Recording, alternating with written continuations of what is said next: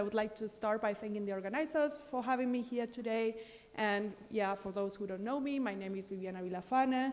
I'm an MCQ START Fellow, and I'm working with John Finley and Kai Mueller at the Walter Schocky Institute at TUM. And today I'm here to tell you a little bit about our progress on the charge state control of SiV centers in diamond. But first, what is an SiV center in diamond? So we call this guy an SiV center in diamond. Basically what we do is we buy some diamond chips, and then we do diamond implantation, and we, here, put some silicon atom in the lattice, and when the silicon atom sits in between two missing carbon atoms that are missing in the lattice along the 1-1-1 direction, then an electron gets confined in the vicinity of this atom, leading to a two-level system, basically a ground and excited state that show that it's optically active and has a zero phonon line at 1.68 electron volts or 737 nanometers. Now, in this system, we do have a very strong spin orbit coupling, so each of the ground and the excited state are actually further split into two states. In the ground state, we have 50 gigahertz separation, and in excited state, we have a 250 gigahertz coupling. Well, why do we care? Well, because this guy has very nice optical properties. About 70% of the light is emitted into the zero phonon line. And because we are also working in diamond, we have access to a bunch of nanofabrication tools, and we can build resonators. So for instance here, what you can see is one of the samples that we have in our lab, where you can see a few nanopillars of 200 nanometers in diameter and a few 100 nanometers in height. And some of these pillars are already shining because they contain single color centers in there.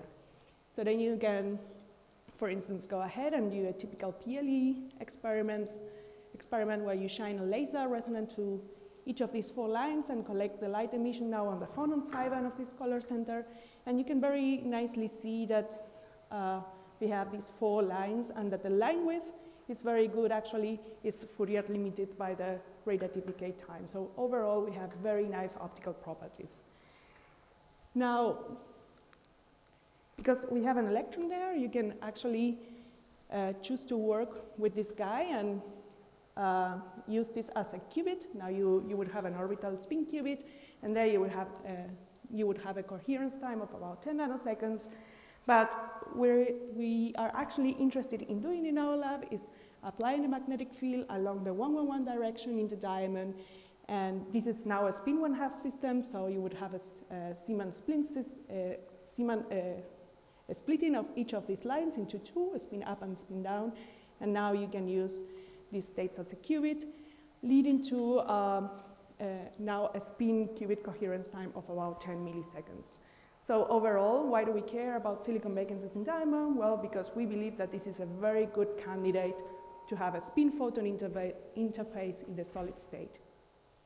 Now, you can get lucky, and now if your silicon vacancy is actually sitting right next to a carbon-14 in the lattice, you get also access to a nuclear spin qubit, so you have there a coherence time of about 200 milliseconds. One thing that you can also see from silicon vacancies in diamond as compared to typical NV centers is that now this guy over here has inversion symmetry along this axis. This is something that we don't have typically for NV color centers in diamond. And this is good because then this means that the first order electric dipole moment is 0. So this is another advantage of why we choose to work with this center, because it's less susceptible to the charge noise in the environment. So for instance, what I'm showing you here, it's a paper that was published by Tim Schroeder in Berlin, and what he was doing is he was measuring an MV center, the MV center PL as a function of time, and you can see that as a function of this time, you have some drifting of the signal, and overall you have a low optical coherence because this site is being affected by the charge noise in the environment. Now, I told you that at the beginning the community thought this would not happen for silicon vacancies in diamond because of this symmetry that we have, but unfortunately there are reports in the literature, and we also see in the lab, that these guys also experience charge noise, and they are susceptible to this. So here I'm showing you two reports. The first one is from Patrick Maletinsky. He's measuring now a silicon vacancy in diamond, and you can also see that as a function of time, this guy is blinking and shifting. And the second one is from Christoph Becher. He's measuring now a tin vacancy in diamond, and there are also problems there. So essentially what we want to do, or we wanted to do in the lab is, of course, try to do these long-range quantum communications using the spin-photon interface, but the first step in order to achieve that is taking a little bit of care and trying to understand and control what is happening in the vicinity of this color center to be able to extend the optical coherence time first. So in order to do that, we built a very simple device. Here you can see a picture of it. It's just a planar diamond that has silicon vacancies in it, and we just deposited some gold contacts on the top. And the first thing we did is we didn't apply any voltage. So I'm just showing you a basic PL spectrum. This is the same thing that I showed you before. Now this is not a PLE, it's a PL, so I'm acquiring this with a spectrometer. The resolution is not good enough to actually see the 4 lines, but there are 2 lines on the left and 2 lines on the right. And now we got a surprise because we were shining a green laser on our sample, and we started to move the voltage around, and you can very nicely see that we can quench the emission of the SiV center completely.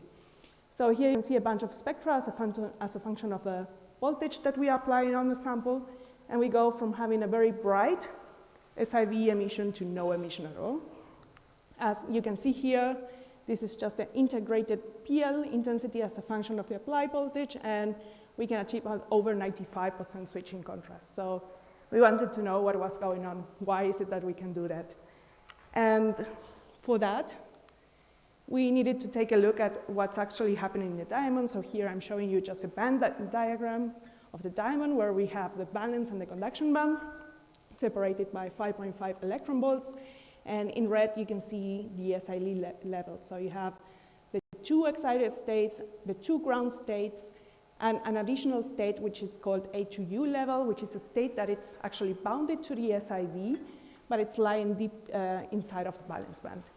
And yeah, if we don't apply any voltage and we're doing this green laser excitation, what we're doing is taking an electron out from this A2U level, we put it on the excited state, then one of these guys relaxes back down because here it has some place to be. And then we end up being on the excited state of the SiV, where this electron can definitely relax and emit a PL photon, which is what we measure. Now, this picture is very simple. What happens now if we are sitting right next to an electrode? Again, we come in with our laser. We promote the electron from the A2U level up here, and we end up with a hole sitting here. But if now this guy is sitting right next to a very negative electrode, this hole will diffuse away. And so we change the SiV charge state. So the first diagram they are showing you here, this is actually the negatively charged SiV in diamond. This is the one that we want to work with. This is the one that is optically active, and it has a spin state of 1/2. And now we end up here with an SiV2-, which is a dark state that has no spin. Basically, the spin is 0, the total spin here. So yeah, this is where we end up. What was a little bit more difficult to understand is how can we bring it back from this state? Because now you can see that this guy is double negative, and all of the levels are filled here. So for that, I'm going to borrow a little bit of your patience and your confidence. Let's assume that our SiV2- is sitting right next to what we call dye vacancy. And this is not something so far-fetched to assume, because we are creating these centers by ion implantation. And when we do this, we are creating actually a lot of damage in the diamond lattice. We are creating dye vacancies and other type of centers, and these centers can actually trap charge.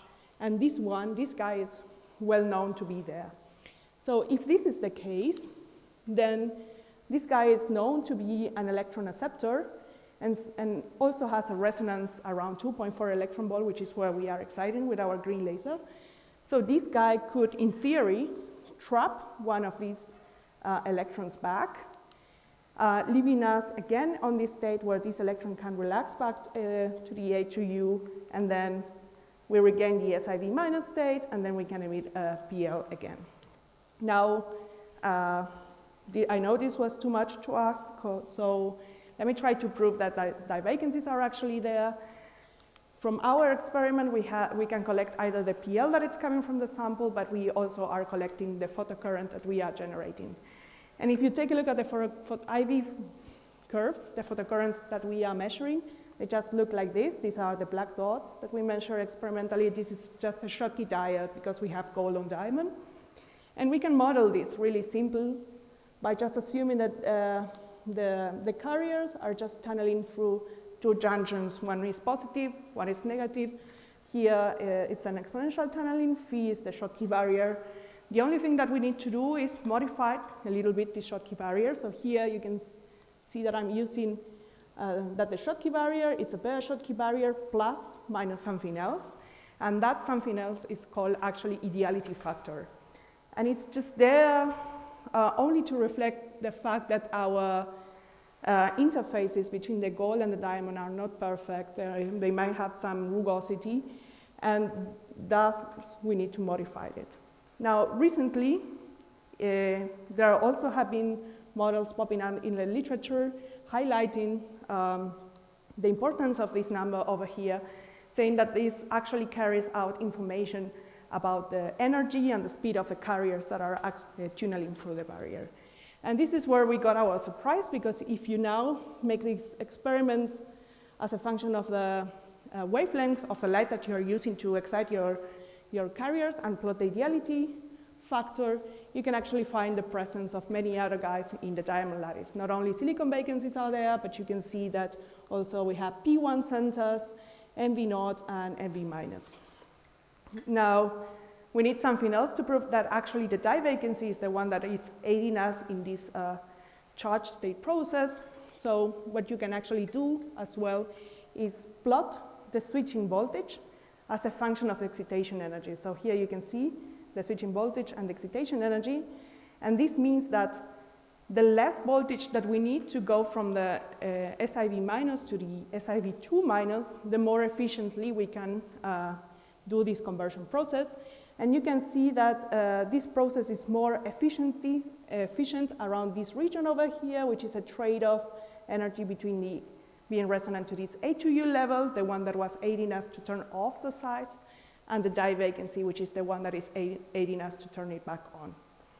So now that we understand a little bit that these implantation damage, these dye vacancies, are the ones that are allowing us to actually change the charge state of the SiV minus, we wanted to go and take a look at the time result measurements to see if we can get some benefit out of it, some technological application. Namely, how fast can we do this? And this is what we did as a function of laser power. You can see that we can very nicely achieve some megahertz rate in the conversion process. Also, we found out that once you turn the SiV off, it takes about 40 milliseconds to get it back on. So once the site loses its charge, if you wait something around 40 milliseconds, you can go back and play with the spin for whatever your application. So this was already published, but I wanted to leave you with a brief preview of what's coming next. We have now two choices, basically, in the lab. We can either try to stabilize the charge state on the SiV minus, saying, okay, can we apply some continuous voltage and try to pacify the charge state environment on our single SiV such that we don't lose the electron and we have this spin memory there for a longer time. And indeed, here in this graph, you can see the charge state lifetime as a function of applied voltage, and you can see that we can, for certain voltages, see a 30% increase in this charge lifetime, or we can do the opposite. Just avoid stabilizing the charge state, going in with the laser, initialize the spin, drive it with a microwave, and then take it out of there. Instead of reading optically the spin state, do a spin to charge conversion. Now, this has already been shown for MV centers, But now we're seeing indications that this is also possible to do with SiV centers in diamond. So here what I'm showing you, it's one single SiV, and we can actually read the spin state either optically or we can read it through a photocurrent measurement. So this is what's coming next. Now, I wanted to give you a brief overview of what do we want to do next in the lab. And for that, I need to go back to my first slide.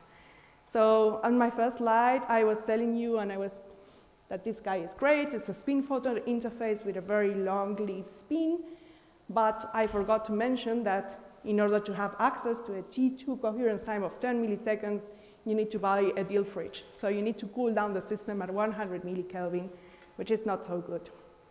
And this is the case because the main defacing mechanism of a spin in the lattice is actually phonon defacing between the two branches in the ground state, which are separated in an energy of about 50 gigahertz, which is 2.4 Kelvin. So what can we do about it? One thing that the community wants to do is actually stop working with SiV, moving on. So what they are actually trying to do is implant other type of group 4 color centers, such as germanium or tin. And in this case, what you gain is that the spin-orbit coupling is greater, so the splitting between these two branches in the ground state is larger, so the hope is that you could work at higher temperatures. What you lose are many things from my side.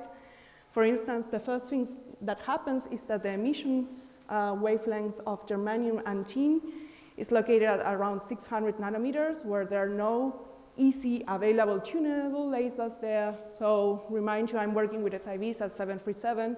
I can address the site with a typical TISAF.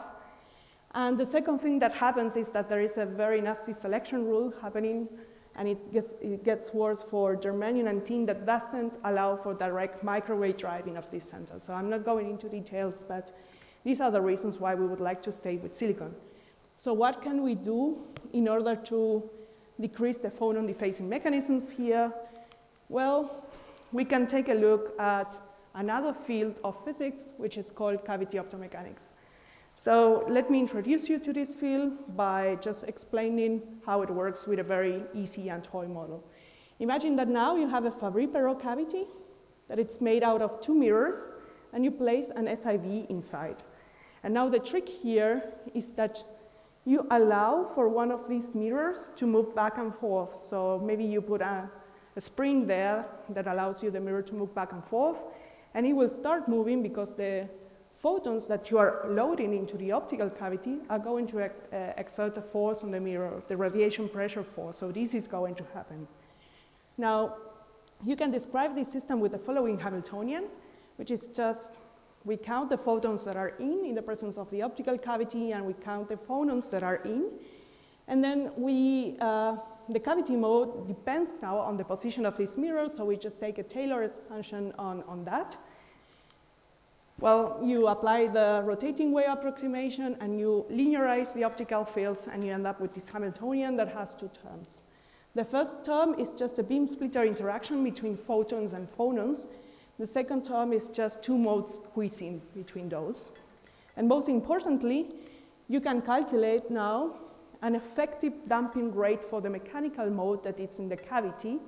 This is known as optical spring effect, meaning that you can directly affect with light the line width of these phonons, meaning that you can effectively cool down that phonon mode or produce phonon lasing. How would this work? Well, in the first case, imagine you have a mechanical mode, a cavity mode, and a laser.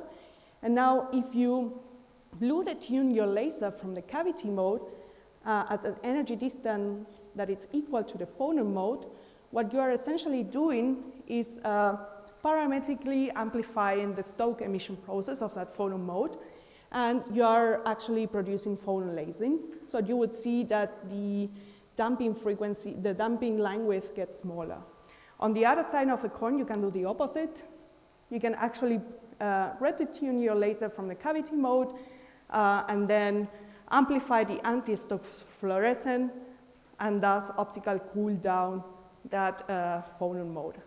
And this is exactly what we need for our silicon vacancies in diamonds. So we want to have both an optical cavity mode at 737, which is the linewidth of a zero phonon line of the silicon vacancy. We want to have an acoustic cavity at 50 gigahertz, and we want to use these optical cooling techniques to effectively cool down this phonon mode at 50 gigahertz, and thus reduce the thermal decoherence of the spin memory that we have there. And well, let me tell you that we believe that these protocols are completely compatible to what we normally do to initialize the spin state for silicon vacancy and diamond, meaning that we can just park our laser on one of these SiV transitions, induce this amplified anti-Stokes fluorescence into the cavity mode, optically cooling down the 50 gigahertz mode, and then ended up with an initialized spin state which is actually resonant to the cavity mode. We are working in this direction. We are planning to use freestanding nanobeam resonators. Here I'm showing you some calculations. They have a cavity mode that is at 737, but they also have a big and strong phonon confinement of the 50 gigahertz mode. This is a breathing mode of the whole nanobeam in both directions, either in plane or out of plane. And with this type of resonators, we believe that we can work in the so-called resolved sideband regime, where we can achieve low final number of phonon populations of around 0.3 phonons readily at 3 Kelvin. So we could start working with SiVs instead of 100 millikelvin at 3 Kelvin. And also, they have low threshold powers. So with that, I'm coming to the end of my talk. I have 3 take-home messages. The first one, I hope I was able to convince you that we can at least a little bit understand what's going on around the SiV color center and what are these charge state mechanisms that are there. I hope that I can convince you that this is something that needs to be done. We need to understand what's going on in the vicinity to be able to optimize and enhance the optical coherence time of the SiV. And I hope that I was able to really tell you what is going to happen next in our lab. With that, I want to thank John Finley, Kai Müller, and Matti Brandt that work on me at Walter Schottky Institute, and all of the students that are involved in the experiments that I just showed you. They are doing the efforts in the lab, as well as our collaborators in Berlin. Dr. Tim Schroeder, he's providing nanoresonators for us. Thanks.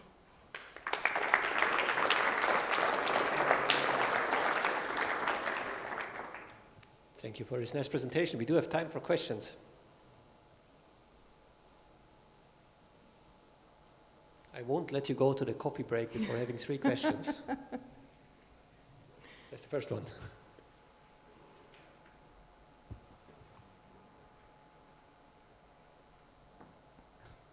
Thank you very much. It's always nice to see your progress. You mentioned, so you show how you can read out electrically with contacts and also optically. Do you, maybe you showed it and I just didn't see it. Did you show which one would you guys prefer and why, which one is better, let's say?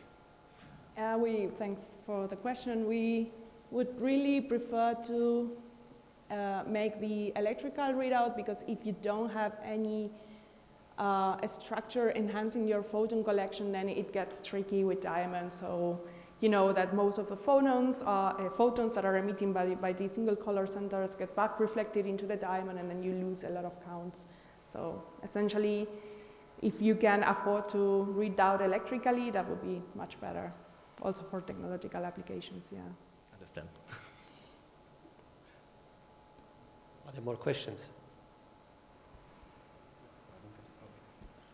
Okay, so thank you for this very nice talk. So I was wondering, you had this process where you kind of revive your silicon vacancy center with the double vacancy center, if I'm correct.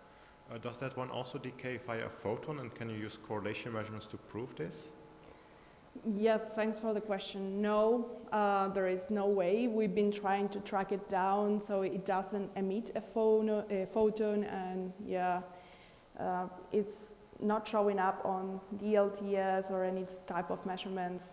And it gets very tricky to know what's really happening on the diamond lattice when you produce all of this implantation damage. I see no third question, and I'll ask the third question. So in these nanophotonic structures, of course, the phonons will also be confined. Yeah. Right? So is this a limitation? So do you need to go to even lower temperatures because the spin-phonon coupling goes up? Because at a given phonon occupation, the extent of the atomic motion will be larger? I don't know. So this is something that I really want to explore as well.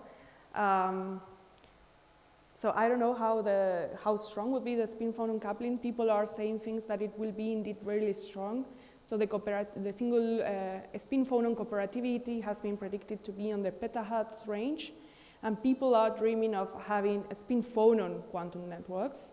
And this is the way I want to continue my research. Thanks, yeah. Okay, so thanks. Let's thank the speaker again. I think we have an announcement to make.